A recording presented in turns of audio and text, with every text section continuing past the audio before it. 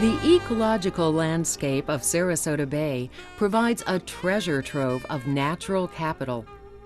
These assets are the very foundation upon which our region's quality of life and economic success are built.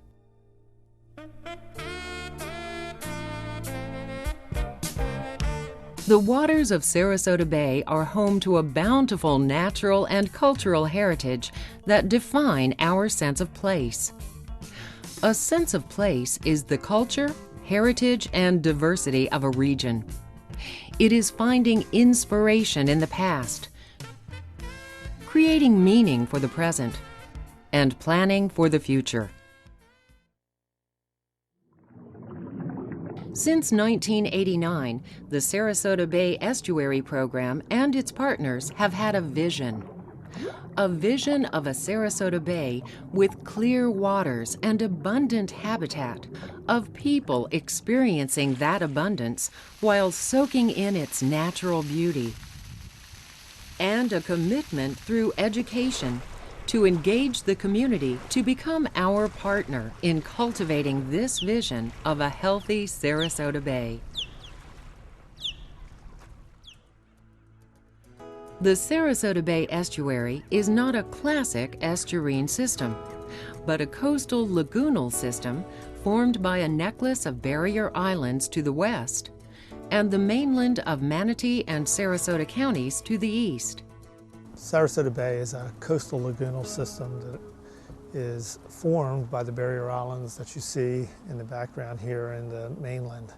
And it's a very long system. It's 50 miles long and only a few miles wide for the most part. And so as you're analyzing the system, you have to look at the different embayments within the water body itself.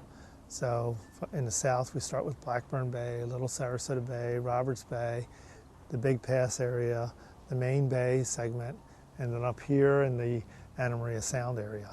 So each one of these areas is being analyzed independently. When the Sarasota Bay program began, we talked about planning for our future as a collective community, Sarasota and Manatee County. We realized that Sarasota Bay was a body of water without a plan. The Sarasota Bay program brought that all together by bringing the cities and counties of the Bay Area together through a grassroots organization of citizens, scientists who served in a technical capacity, and policymakers, who then charted a course for the Bay and its management to cover aspects of water quality and preservation of assets. A lot of the emphasis of the Sarasota Bay program has been, is, and will continue to be nutrient reduction. The role that nutrients play as a pollutant and lowering the productivity of the Bay cannot be understated.